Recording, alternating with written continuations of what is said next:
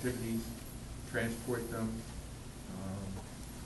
everything, retain our high rankings, and do everything we need to do. But again, we're not the only district in this situation. Are we going to get the bus reconfiguration numbers also coming up on that?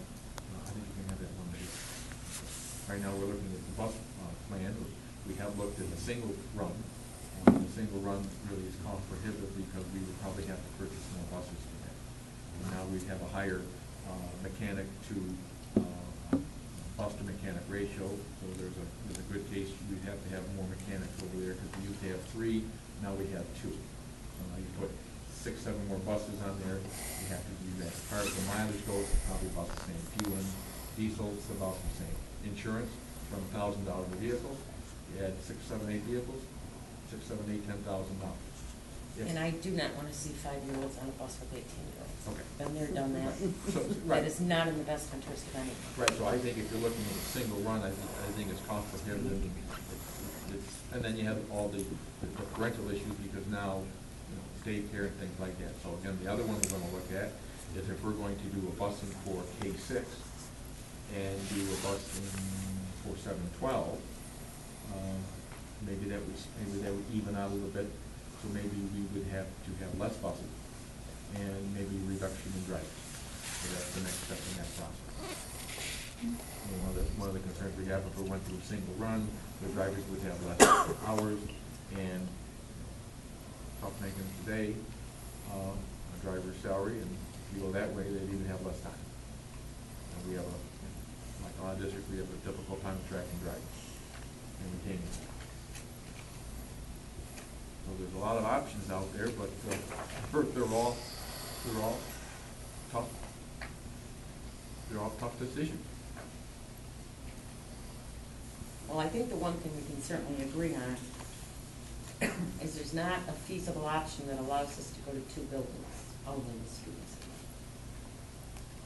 You really need the use to some degree. Yes. And I think part of the conversation went with that I think the board from the casual conversations that we need to keep all 3 open to some extent with students in there to drive any aid in case of renovations. I don't think there was really any conversations to close down a building and sell it because that probably would require voter approval. By closing a building is a board decision, and I think it's quite common to say that sometimes it's better to have a building in some operational use for the mechanical systems because it keeps the building up to speed, let's say.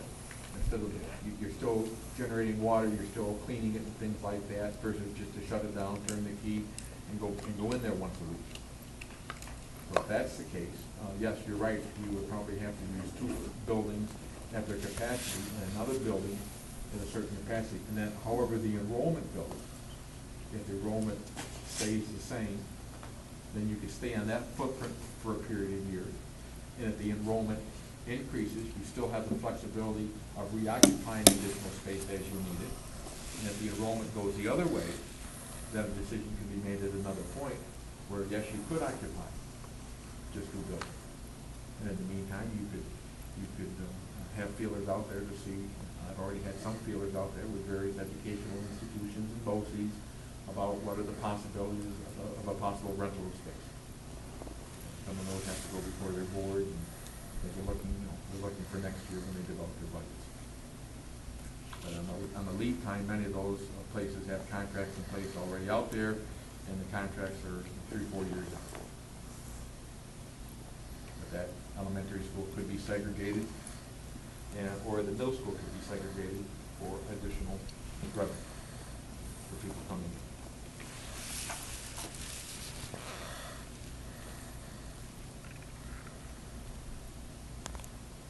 I think we would look at the numbers to make sure we have all the classrooms in the right position. I think maybe there's too many 8th-grade classrooms and things like that. But again, we have the space, so again, we will take a look at it. If we were to tweak some things around, maybe we'll cluster some rooms in different configurations. The current one on a plan here at the middle school, so this is really the first draft of the conceptual plan.